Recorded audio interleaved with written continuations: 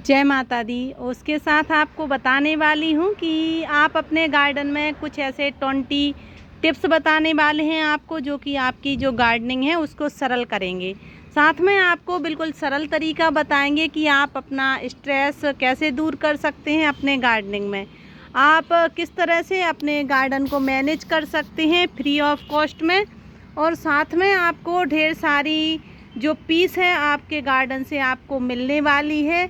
अगर आप चाहें तो आप कुछ भी जो भी गार्डनिंग करना चाहते हैं, जैसे कि आप फ्रूट गार्डनिंग करना चाहते हैं, वेजिटेबल वाली या फ्लावर्स वाली, इंडोर प्लांट वाली, आउटडोर प्लांट वाली, सभी की केयर भी बताएंगे। साथ में आपको कुछ ऐसे तरीके भी बताने वाले हैं जिसकी वजह से आपकी जो गार्डनिंग है वो बिल्कुल सरल हो जाएगी और आपको बिल्कुल भी मेहनत नहीं करनी पड़ेगी उसके साथ, और आपको अच्छा लगेगा अपनी गार्डनिंग करने में, और फ्री में ही मिलेगी गार्डनिंग करना भी। तो चलिए टॉप टिप्स जो आपके 20 टिप्स हैं आपको बताने वाले हैं, तो स्टार्ट करते हैं। अगर आप में से वीडियो को जिसने भी सब्सक्राइब नहीं किया है तो ज़रूर कर दीजिए, साथ में बेल आइकन भी ज़रूर प्रेस कीजिए, क्योंकि जो आने वाली वीडियो हैं वो आपके लिए बहुत ज़्यादा लाभदायक होने वाली हैं। स्टार्ट करते हैं। सबसे पहला टिप्स है हमारा कि हम उन प्लांट्स को, जैसे कि हमारा कोई फ्रूट प्लांट है या वेजिटेबल प्लांट है, हम उसे कहाँ रखें, कैसी जगह पर लगाएं, ये सभी का रहता है, और कैसे पॉट में लगाएं। सबसे पहले हमें ध्यान रखना है कि जैसे हमारा कोई बेल वर्गीय वेजिटेबल है, तो बेल वर्गीय वेजिटेबल के लिए हमें ऐसा चुनाव करना है जहाँ कि हम उनके लिए इस तरह से रस्सियाँ बांध पाएँ, क्योंकि जो बेल वाली वेजिटेबल रहती हैं वो जितनी ज़्यादा बढ़ेंगी उतनी ज़्यादा आपको फ्रूटिंग उनसे मिलने वाली है। तो ये ज़रूर ध्यान रखें कि आप ऐसी जगह पर इनको लगाएं जिसकी वजह से कि आपको इनको, जो इनकी बेल हैं आप देख सकते हैं, इनको फैलने में ज़्यादा जगह मिलेगी। जितना ये ज़्यादा फैलेंगी उतनी ज़्यादा आपको फ्रूटिंग मिलेगी, उतनी बड़ी बड़ी साइज के इसमें फ्रूट मिलेंगे।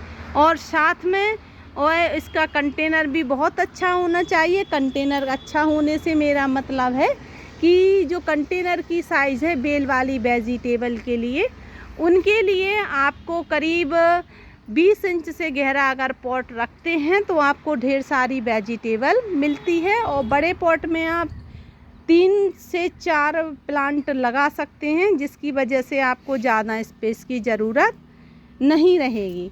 दूसरा टिप्स है हमारा फ्रूटिंग के लिए।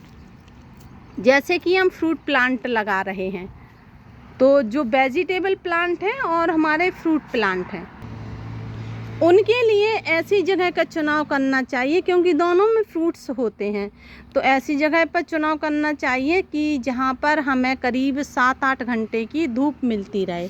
क्योंकि इन सभी प्लांट्स को जो फ्रूट देते हैं हमें, इनको अगर धूप नहीं मिलती है तो इनमें अगर फ्लावर्स बनते भी हैं तो ड्रॉप हो जाते हैं। इसलिए हमेशा इनकी सही जगह का चुनाव हमें ज़रूर करना चाहिए। इन्हें ऐसी डायरेक्शन में रखना चाहिए, ऐसी जगह पर रखना चाहिए जिसकी वजह से हमारे प्लांट्स को करीब 7 से 8 घंटे की धूप ज़रूर मिले, तभी इसमें अगर आपको ज़्यादा फ्रूटिंग चाहिए है तो मिलेगी। तीसरा है हमारा कि इनके पॉलिनेटर को बुलाना, क्योंकि अगर हम फ्रूट्स या वेजिटेबल लगा रहे हैं तो पॉलिनेटर आना बहुत ज़्यादा कंपलसरी है।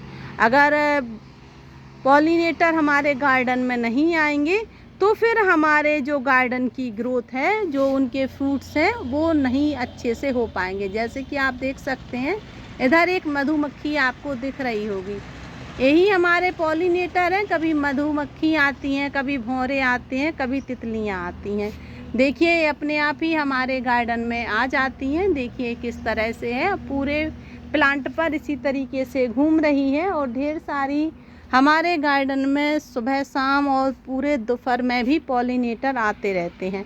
उनका रीज़न क्या है, पॉलिनेटर क्यों आते हैं, तो हमें उनको अट्रैक्ट करने के लिए इस तरह से फ्लावर प्लांट लगाने पड़ेंगे, क्योंकि इन फ्लावर्स प्लांट को देखकर ही पॉलिनेटर आते हैं। और इनका जो रस उनके काम का होता है, उनको लेने के लिए इनके पास मंडराते रहते हैं। आप देखिए एक हमारा जो पॉलिनेटर है वो किस तरह से इस पर घूम रहा है और मोबाइल हम लिए हैं, इस वजह से ये नहीं बैठ पा रहा फ्लावर्स पे। इस वजह से हमारे गार्डन में ढेर सारे पॉलिनेटर आते हैं और हमें अपने जो फ्रूट्स या वेजिटेबल हैं उन्हें पॉलिनेट करने की आवश्यकता नहीं होती, अपने आप पॉलिनेट हो जाते हैं और उनमें फ्रूट्स 100% बन जाते हैं। उसके बाद है हमारा कि हमें इनकी केयर कैसी करनी चाहिए, इन्हें खाद पानी कैसी करनी चाहिए, कंपोस्ट कैसी बनानी चाहिए। तो मैं तो इसी पर बिलीव करती हूँ कि अगर हम गार्डनिंग कर रहे हैं और हमें शांतिपूर्वक गार्डनिंग करनी है तो हमें खर्च नहीं करना है, क्योंकि खर्च होगा तो स्ट्रेस बढ़ेगा कि अब पैसा बहुत खर्च हो रहा है, कैसे मैनेज करें, और वो अच्छा नहीं लगता जो फ्री की चीज़ से मिलता है। तो आप कोशिश करें कि अपने गार्डन में हमेशा घर में ही किचन बना से जो आपका कचरा निकलता है उससे कंपोस्ट बनाएं। फ्री में ही मिल जाती है, क्योंकि आप तो उसे फेंक देते हैं, तो उसको आपको फेंकना भी नहीं पड़ेगा। और आपको जो कंपोस्ट है, जो हम प्रदूषण बाहर फैला रहे हैं, कचरा फैला रहे हैं, वो अपने गार्डन में कंपोस्ट में बदल सकते हैं। जैसे कि आप देखें कि हमारे जो पॉट्स हैं ये, इनमें नीचे पूरे में कचरा भरा है इस तरह से, जैसे कि हमारा एक ये डस्टबिन है, इसमें हम जितना भी कचरा निकलता है घर का और गार्डन का कचरा निकलता है सब एक जगह इसमें स्टोर कर देते हैं, तो हर जगह इसका कचरा फैलता नहीं दिखता। और जब ये पूरा भर जाता है तो इसमें अगर हम प्लांट ग्रो करते हैं तो उसमें हमें कभी भी खाद की ज़रूरत नहीं होती है। मैं अपने किसी भी प्लांट्स पर खाद का उपयोग नहीं करती हूँ, मार्केट से कोई भी खाद नहीं मंगाती हूँ, ज़रूरत ही नहीं रहती, क्योंकि किचन जो कंपोस्ट की खाद रहती है बहुत अच्छी खाद होती है और इससे हमारे प्लांट्स काफ़ी हेल्दी रहते हैं।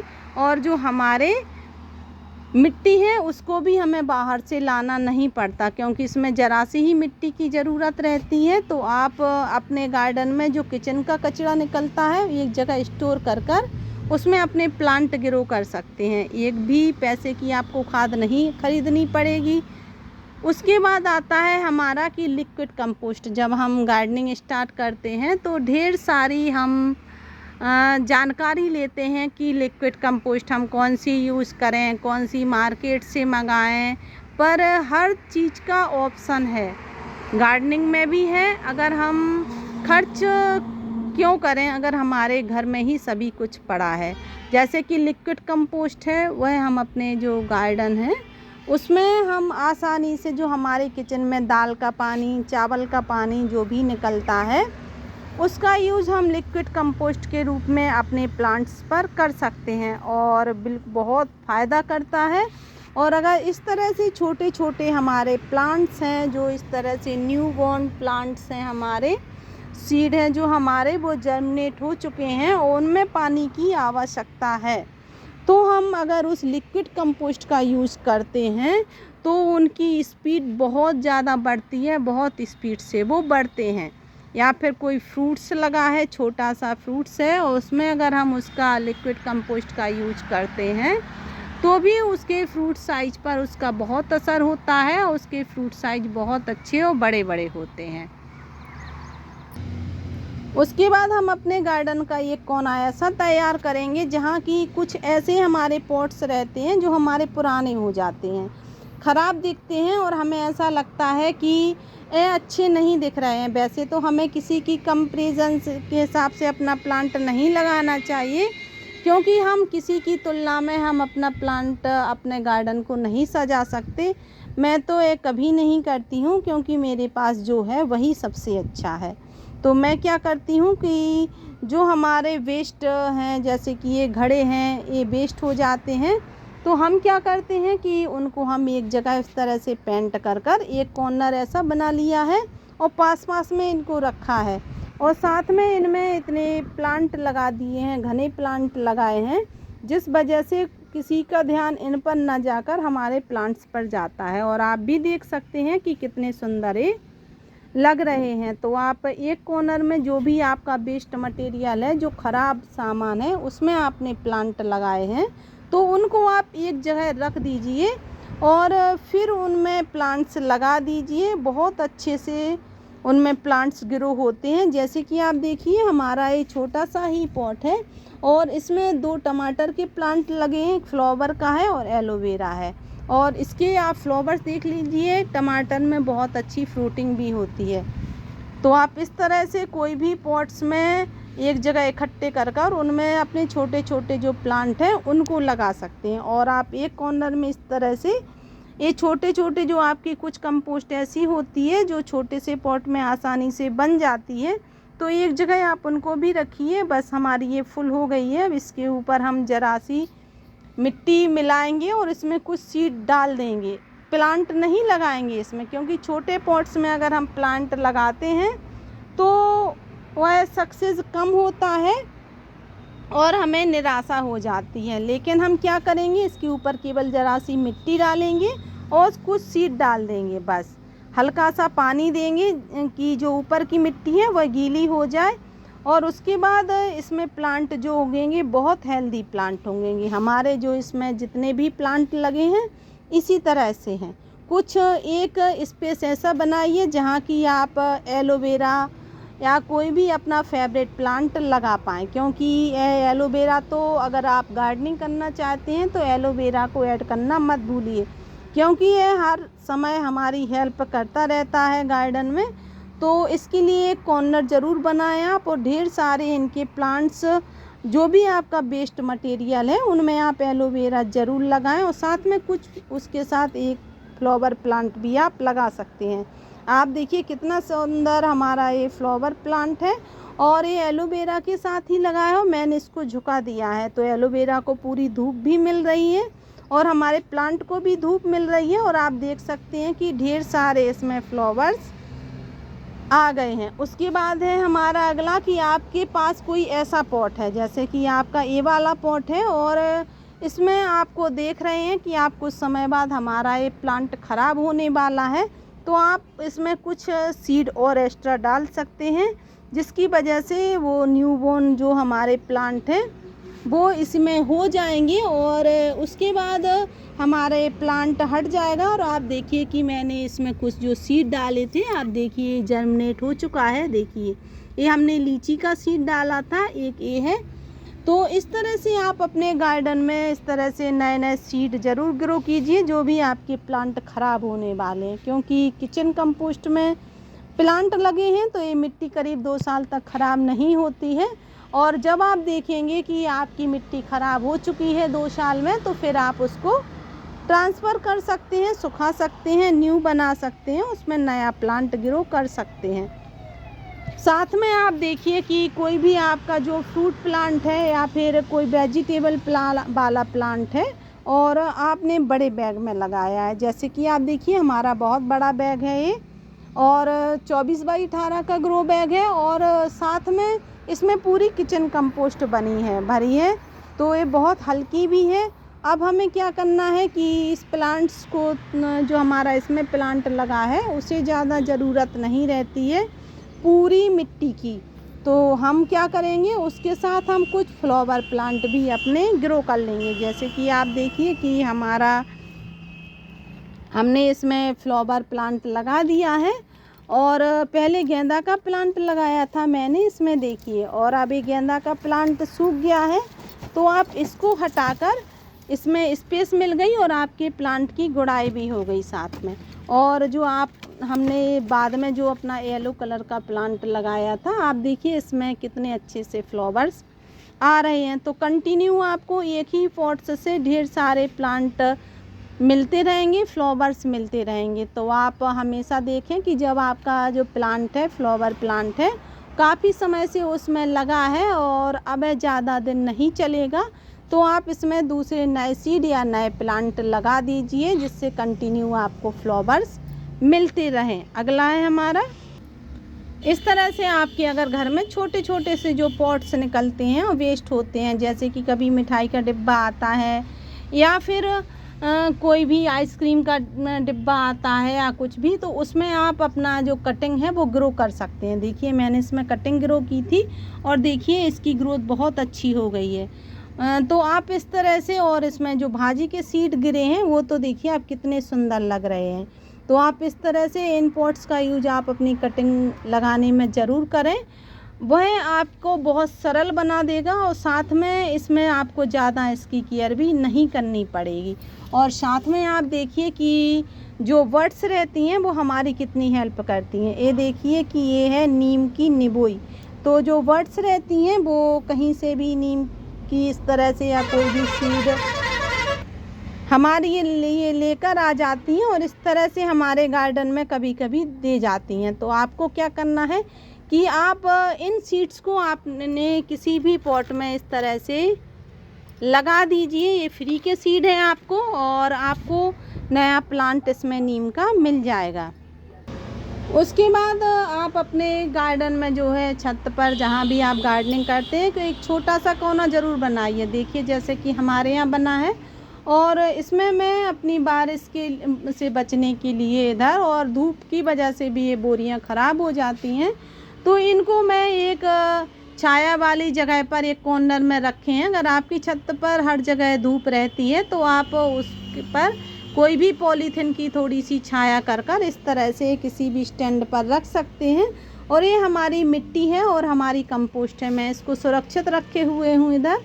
और बारिश में मुझे जब भी ज़रूरत रहेगी तो मैं इनका यूज़ कर लूँगी, और ये बारिश की वजह से ख़राब नहीं होंगी। साथ में जो हम लिक्विड कंपोस्ट बनाते हैं उनको भी आप इस तरह से स्टोर कर रख सकते हैं, जिस वजह से कि आपको बिल्कुल ढूंढना नहीं पड़ता कि हमने कौन सी चीज़ कहाँ पर रखी है, और आपको बिल्कुल सरल तरीके से व इजी तरीके से मिल जाती है। साथ में आप देखिए कि आपको जो स्प्रे बोतल है और जो एक छड़ी है, जैसे कि आपको लिक्विड कंपोस्ट मिलानी है, या फिर आप एक ड्रम देखिए कि इसमें हमने अपनी जो लिक्विड कंपोस्ट है जो हमारी किचन से निकलती है वो इधर तैयार हो रही है। इस तरह से एक जगह ज़रूर होनी चाहिए आपके गार्डन में, जिस वजह से कि आपको बिल्कुल इजी तरीका लगे गार्डनिंग करने का, और आपको बिल्कुल किसी भी प्रकार की कोई भी कठिनाई ना हो। उसके बाद आप करें मल्टी क्रॉप्स। मल्टी क्रॉप्स का मतलब क्या है कि एक पॉट्स में करीब 2 प्लांट ज़रूर लगाएं, कम से कम 2 प्लांट्स, क्योंकि ये प्लांट हमारी बहुत हेल्प करते हैं। एक जब प्लांट बढ़ता है हमारा तो दूसरा प्लांट अपने आप ही उसे कंपटीशन होता है कि ये बढ़ रहा है और हम नहीं बढ़ रहे, तो वो अपने आप बढ़ने लगता है और वह बहुत अच्छे से चलने लगता है। जैसे कि आप देखिए कि हमारा इसमें जो अनार का प्लांट लगा था तो ये सीड से लगाया है हमने, तो ये कुछ दिन अभी फ्रूटिंग नहीं देने वाला है। मैंने इसके साथ एक सीड अपना जो तुरई है उसका डाल दिया था, और आप देखिए कि इसकी प्लांट की ग्रोथ कितनी अच्छी है। और साथ में इसकी भी हम कटिंग करते करते थक जाते हैं, हर 15 दिन में या 1 महीने में इसकी कटिंग तो करनी ही पड़ती है, बहुत अच्छी ग्रोथ भी होती है। तो आप इस तरह से मल्टी क्रॉप्स ज़रूर कीजिए अपने गार्डन में, और साथ में आप रखिए अपने गार्डन में। अगला टिप्स है हमारा इसके ऊपर, आप अपने गार्डन में इस तरह से पानी भर कर ज़रूर रखिए, ये हमारी भी हेल्प करेगा। साथ में हमारे जो गार्डन में हमारे हेल्पर्स आते हैं, हमारे बर्ड्स आते हैं, उनकी भी हेल्प करेगा। वो कैसे करेगा कि ये हमारे जब गार्डन में हमारी बर्ड्स आएंगी तो पानी पीने के लिए आएंगी, उन्हें आसपास कीड़े दिखेंगे अगर हमारे प्लांट पर तो वो उन्हें खा जाएंगी, तो वह हमारे गार्डन की सफाई भी करेंगी।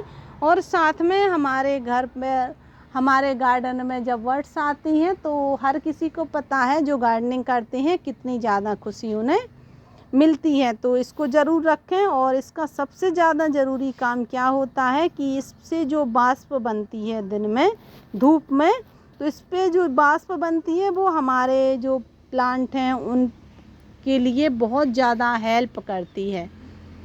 तो आप कोशिश करें कि इस तरह से एक पॉट अपने गार्डन में ज़रूर रखें।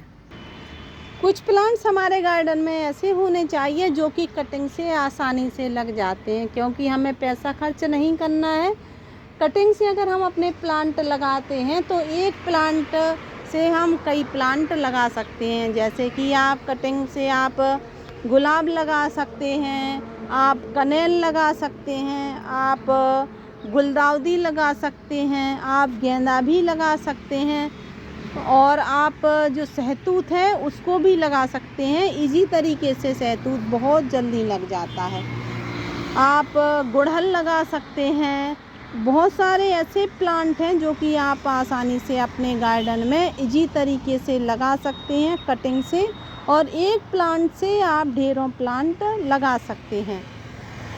और साथ में आप क्या करें कि एक टिप्स और है आपके लिए, वो हमारी है कि इस तरह से अगर हम अपने गार्डन में किसी प्रकार से अगर फ्रूट या वेजिटेबल प्लांट लगाते हैं और उनकी पत्तियां आप देखिए कितनी ज़्यादा हैवी हैं और हेल्दी हैं, तो आप क्या करें, जैसे ही इनकी पत्तियों का कलर चेंज हो, मतलब ख़राब होने पर आ जाए, तो इन्हें तुरंत रिमूव कर दें। उससे क्या होगा, ये हमारे प्लांट की एनर्जी को नहीं लेंगी, ये हमारा प्लांट बहुत अच्छे से ग्रोथ करेगा, फ्रूटिंग देगा, और हमें इससे लीफ कंपोस्ट भी मिलती रहेगी। तो इस तरह से आप अपने गार्डन में ढेर सारी जो है टिप्स अपनाकर अपने गार्डन को बहुत ज़्यादा हेल्दी रख सकते हैं, बहुत ज़्यादा परफेक्ट रख सकते हैं बिना किसी खर्च के। मिलते हैं अगली वीडियो में। अगर आपको किसी भी प्रकार का कोई भी डाउट है, या फिर कोई भी आपको शिकायत है, या फिर आपको किसी भी प्रकार कोई भी आपको वीडियो अच्छी लगी है, या किसी वीडियो के बारे में, किसी भी प्लांट्स के बारे में जानकारी चाहिए है, तो आप ज़रूर हमें बताएं, हम उस पर वीडियो ज़रूर बनाएंगे। मिलते हैं अगली वीडियो में। नमस्कार।